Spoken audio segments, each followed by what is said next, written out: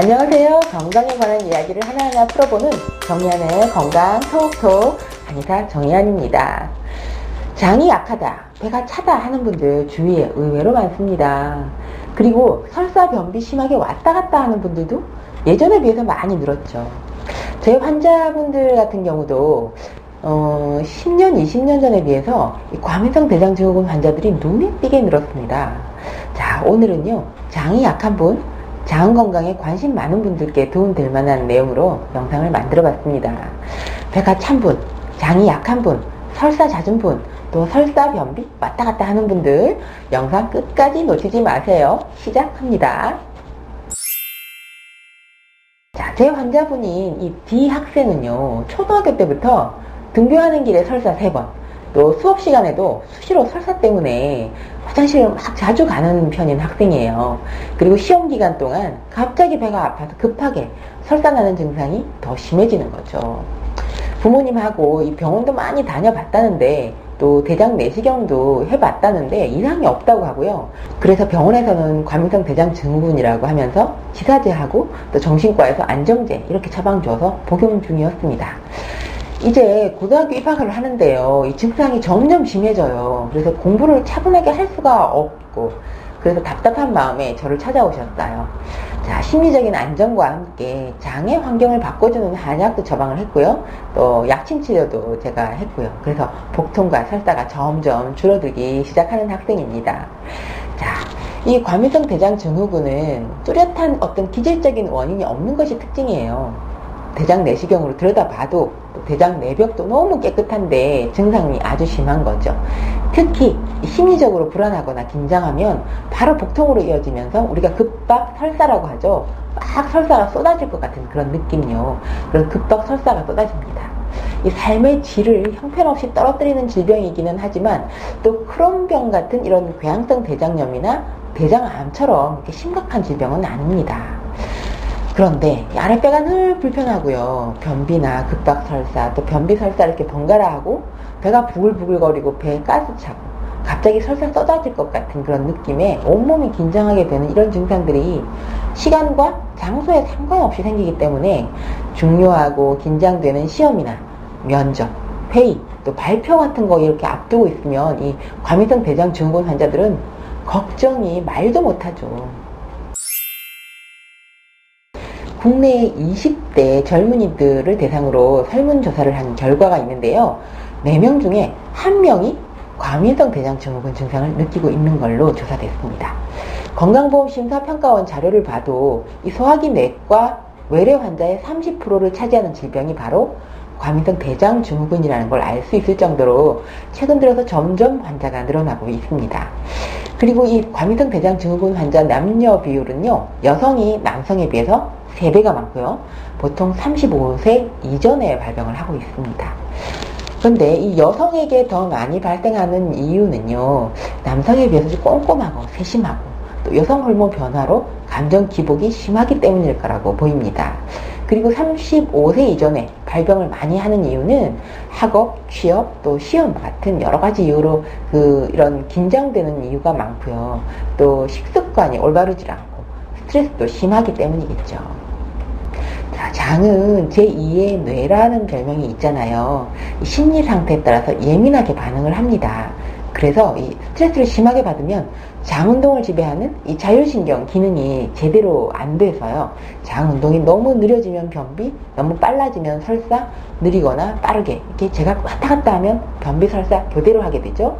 이렇게 비정상적으로 활동을 하게 되는데 이게 바로 과민성 대장증후군입니다. 행복 호르몬으로도 불리는 이 대뇌의 분비 물질인 세로토닌은 흥분이나 긴장, 불안한 감정들을 없애주고 아주 평온한 심리 상태를 유지시켜주는 역할을 하는데요, 이 과민성 대장증후군 환자는 이 스트레스, 불안, 걱정, 분노 같은 이 감정 상태와 긴장, 압박감, 이런 심리 상태가 악화되면서 장을 막 수축시키고요, 장 운동을 떨어뜨리고 이 세로토닌 분비가 억제되기 때문에 이 만성적인 장 기능이 저하되고요, 또 장의 흡수력이 사라지게 되는 거죠. 실제로도 이 과민성 대장증후군 환자 대다수가 불안증 그리고 우울증을 함께 겪고 있습니다. 과민성 대장증후군 환자의 4명 중에 3명은요, 지방질이 많은 음식을 먹으면 바로 복통이나 설사를 일으킵니다. 이 지방을 소화시키는 과정에서 가스가 많이 만들어지고 장의 흡수력이 떨어지기 때문이거든요. 그래서 우유나 알코올, 밀가루 음식, 육류 같은 음식을 먹으면 바로 장에 부담을 주게 되어 있습니다. 이 과민성 대장증후군 환자들은 그 외에도 탄산음료, 찬음료, 매운 음식, 라면, 커피, 오렌지 주스 같은 음식은 적극적으로 피하는 것이 좋습니다.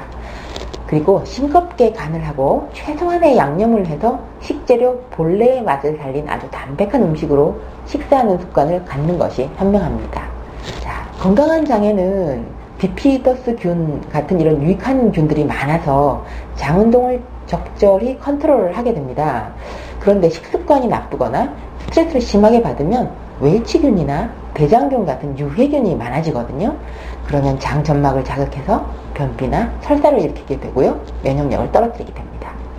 자, 장에 유익한 균이 많이 생기게 하려면 여유 있는 마음, 편안한 심리 상태, 또 시간에 쫓기지 않는 생활, 그리고 규칙적이고 올바른 식습관이 필요로 합니다. 과민성 대장증후군의 치료는 병원에서는 지사제, 소화제, 진통제 같은 이 내과약과 또 신경안정제, 항우울제 같은 정신과 약물을 치료를 하고 있습니다. 그런데 한의학에서는요, 이 장과 뇌를 하나의 유기적인 에너지 결합체로 보고 심리적인 안정과 편안함을 찾을 수 있도록 면역력과 자율신경 회복에 치료에 중점을 두는 근본 치료를 하고 있습니다.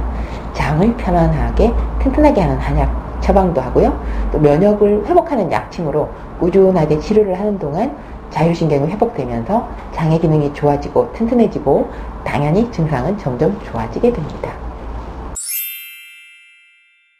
이 소염제하고 항생제는요, 장 속의 미생물 생태계를 초토화시키는 원자폭탄입니다.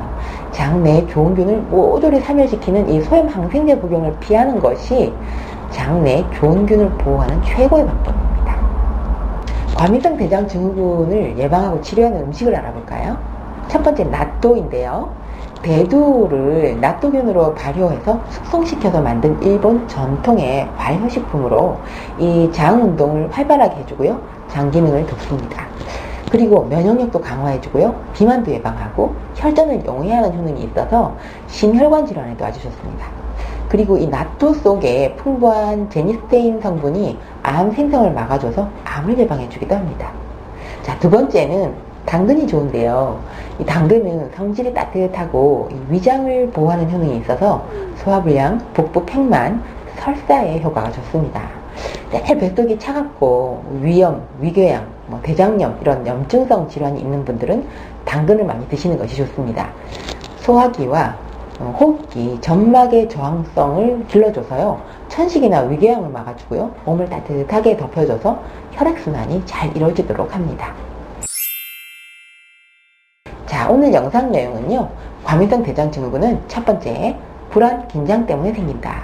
두 번째, 과민성 대장증후군 환자가 요즘 엄청나게 늘었다. 세 번째, 불안증 그리고 우울증까지 함께 겪게 된다. 네 번째, 지방이 많은 음식은 피해야 한다. 다섯 번째, 장내 유익균을 늘려야 한다. 여섯 번째, 항생제는 피하고 낫또와 당근을 먹어라 하는 내용입니다. 자, 과민성 대장증후군으로 고생하시는 모든 분들께 오늘 영상 도움되었으면 좋겠습니다. 정의안의 건강 톡톡, 다음 주에도 유익한 건강 정보로 뵙겠습니다. 감사합니다. 여성이 건강해지면 가정이 행복합니다. 여성이 행복한 세상, 건강한 사회가 될 것입니다.